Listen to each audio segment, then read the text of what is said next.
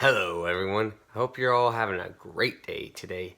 Today guys, I'm just going to give you a quick review of C.S. Lewis's The Lion, the Witch, and the Wardrobe. Now, as many of you know, The Lion, the Witch, and the Wardrobe follows four siblings who are sent to the countryside in protection from World War II after the Nazis have basically attacked London, all of England pretty much. And they're sent to the countryside where they live with the professor, and the siblings are Peter, Susan, Edmund, and Lucy, with Peter being the oldest, Susan the second, and then Edmund the third, and Lucy the youngest, as we all know. So, yep.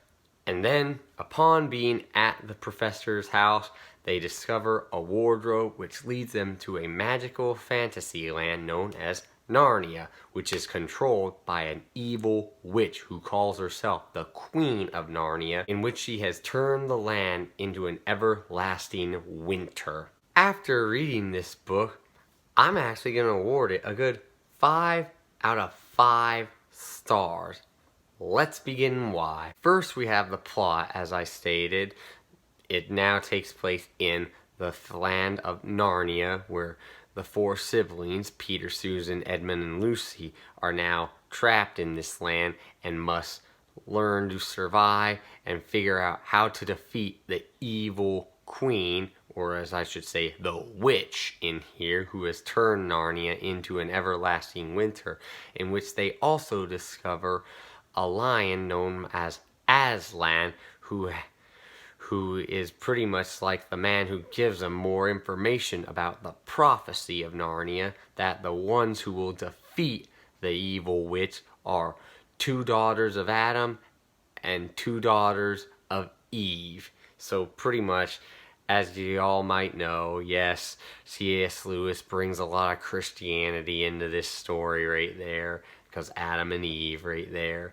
And in the story, as we all see, there's magic, there's battle scenes, a lot of adventure, and there's a little bit of betrayal, as we all know, with Edmund trying to lure his siblings back to the witch, in which she tries to stop this prophecy from happening because she doesn't want to have Narnia back to the way it was. She wants it in her way only. And yes, the story, it was all pretty well good together, and there are other stories within the Narnia series, but this one was so crafted to the point it can work as a stand-alone series, and that I liked very much. I mean, at first when I read this book I didn't even know that there were other books in the series, because this one was so well done and it had a good ending and plot all together that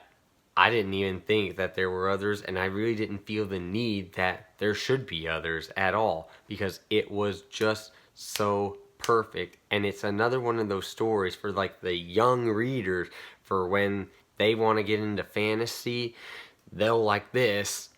And not only will they like this story, they're going to enjoy much more throughout their time when they grow up and start reading more adult books right there. They're going to see this book is a good stepping stone into the fantasy world.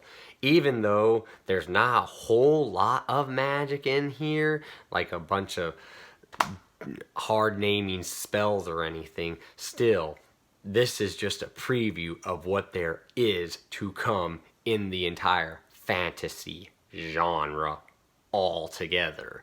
That was really great right there. I loved how C.S. Lewis made this story into more of a stepping stone into the genre, with creating this plot and the world, and the fact that it really did feel like a real world. Even though it's fantasy, I felt like I was in the world itself. The more and more I read, I actually wanted to be a part of it, with how much I fell in love with it. I just enjoyed it that much. Also, the characters, all well crafted out. It follows the four siblings. They each have their own intention. Peter being the oldest, he knows he's got to be the leader, and he's responsible for his other siblings. Susan right there, she's also one of the oldest, but she too, she has a few things to look out for, and she's also knows that she's got to be like an example for her younger sister because she is older. Edmund right here, he's kind of like the I don't want to be second place. Like, I want to do things my way. I should be the leader right there. So he's kind of like the what every other sibling is. Like, I'm my own person. I don't have to listen to anybody. And then Lucy right there, she's kind of like the childish, playful person, but she learns to grow throughout time and see things that there are times where we do have to grow up and learn that things aren't always going to be good and happy in this world like they are in Narnia. There are dark times, and we must stand up for those times in order to bring the light back. That was all pretty good with each character. They were all flushed out but had their own intentions in the story. Even the witch was well developed. She just was evil. She wanted everything to be her own way. And Aslan the lion, he was a well-crafted character. He was like the inspiration for everyone to keep fighting and show everyone that there is hope no matter what. Even in the darkest times, there is always hope. Whether you might not know it or not, might not know it or you do, there will always be hope as long as you still believe. And yes, the battle scenes, the action, the magic, all of it really well crafted, even though it's really not till towards the end of the story that we get the big battle scene. It still was really good. I enjoyed it, and I wanted it to last more and more, but like all things, they must come to an end, and I did like how it ended right there, just the way you would want it to. Good's supposed to overcome evil, especially in a children's type of book right there. Well done. I enjoyed it, and I've actually continued to read the story even into my adulthood.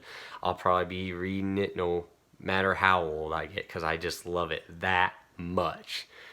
It's just so well crafted. Anyone who hasn't read it needs to read it, and for anyone who has children or younger siblings that are trying to get into the fantasy genre, this is a story you need to recommend them to read. It's well crafted. They're going to love it, hands down. They're going to love it so much.